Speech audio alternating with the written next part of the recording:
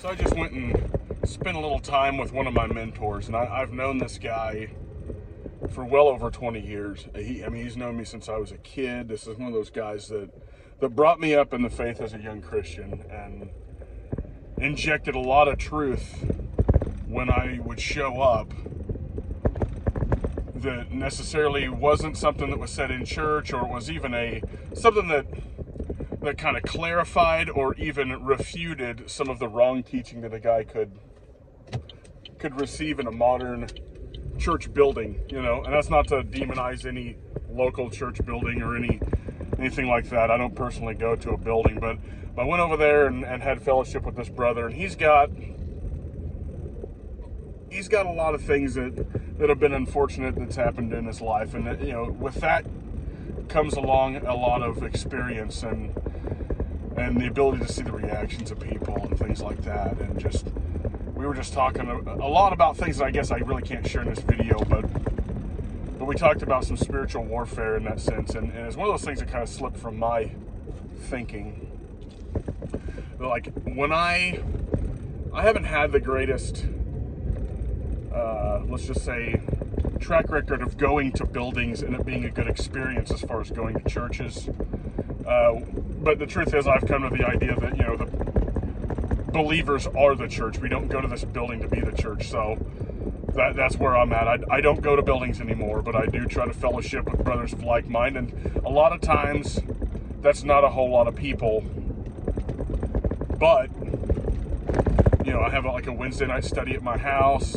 And, we have a dinner and things like that. And that's the equivalent of church meeting that I do. But I try to fellowship, and I go with this guy, and he kind of has had the same thing going on for the last 30 years. He doesn't really go to buildings.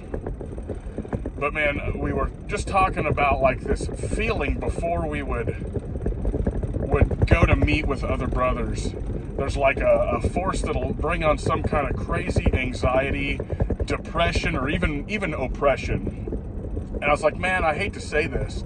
I was like, I felt stressed about so many things in my life, and even coming over here to visit, it's not that I didn't want to come see my brother, but there's just some level of stress and anxiety about it, and a million excuses that would come into my mind.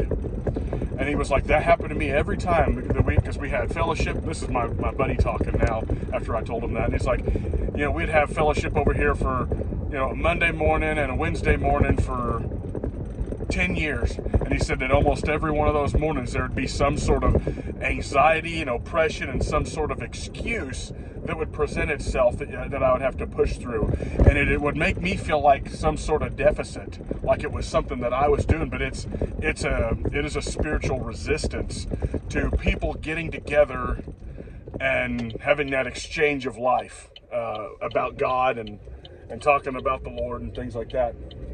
And so I guess that's what I'm talking about here is if you're, granted, there are toxic fellowships that maybe you're having an anxiety about for a real reason. I've experienced that a lot. But this is about, meeting with the brothers that are, of like mind, and people that love you and that you love them. It's not that you don't love all the brothers, but the point is, there are those ones that are those close ones. And when you start getting some sort of crazy anxiety, your mind starts getting all these excuses just injected into it. That is a spiritual thing. That is not you've got some spiritual deficit and you're just a bad person because you don't want to go see your brother. No, that's part of the spiritual war. And that's something that I had forgot. Because I was kind of in a bad headway about just, man, why wouldn't you want to go over there? Why would you even have anxiety about it? Is this some spiritual deficit in you? No, it's part of the war. And I think that a lot of people are experiencing that and don't know what it is. And that's what I was going through this morning. So that's what's on my mind today. Some of these things that would try to influence us in a direction away from the things that are good for us. Those are spiritual battle things if you're a believer.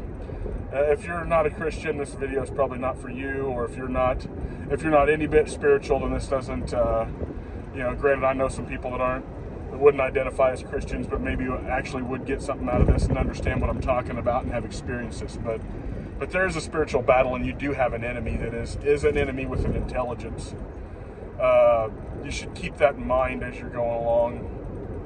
Again, I'm not going to be preaching at everybody on this channel, but if something like this comes up, that's part of who I am. I am a believer. I am a Christian. Yeah, I say some dumb crap. Look at my last short that I put up for an example of me saying dumb stuff that's probably not very Christian.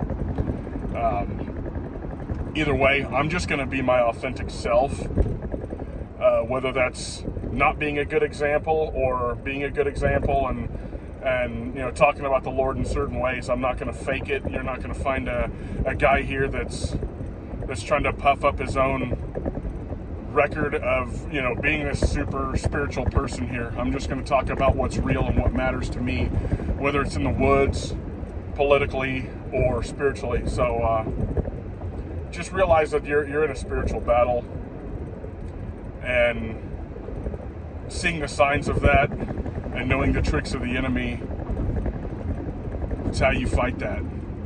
That's how you begin to know what's going on rather than just being an observer to your own oppression. So until next time, know that it's a spiritual battle, but there is a physical component, a mental component. Stay prepared in both of those ways.